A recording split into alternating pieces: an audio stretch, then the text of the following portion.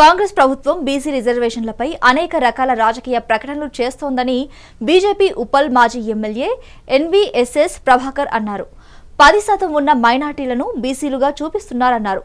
అసదుద్దీన్, అక్బరుద్దీన్, షబీల్ అలీ లాంటి వారిని బీసీలుగా చూపించారన్నారు. ఒకవేళ నిజంగా శాస్త్రీయమైన సర్వే అయితే వాటి వివరాలను బహిరంగంగా పరిచేవాలని కీలక వ్యాఖ్యలు చేశారు. బీసీల పట్ల కపట ప్రేమని కనబరుస్తా ఉంది. ఇది కాంగ్రెస్ చరిత్ర చూస్తే తెలుస్తా ఉంది.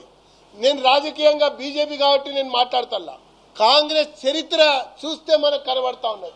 ఈ రాష్ట్రంలో అధికారంలోకి రావాలనుకున్నప్పుడల్లా, గెలవాలనుకున్నప్పుడల్లా, ప్రతి సందర్భంలో కూడా పిసిసిఐ అధ్యక్షులని వెనుకబడిన వర్గాలకు ఇచ్చి ఆ తర్వాత కొంప ముంచినటువంటి పార్టీ కాంగ్రెస్ పార్టీ అని చెప్పి నేను తీవ్రంగా ఆరోపిస్తా ఉన్నా. కేకే బ్రతుకు చూడండి. కేశవరావు గారు ఆ యొక్క పిసిసిఐ అధ్యక్షుడు చేసి ఈరోజు ఏ రకంగా బీఆర్ఎస్లోకి వెళ్ళిపోయి మళ్ళీ తప్పనిసరి పరిస్థితిలో ఇక కాంగ్రెస్ అని చెప్పని ఇప్పుడు మొన్న రావడం జరిగింది.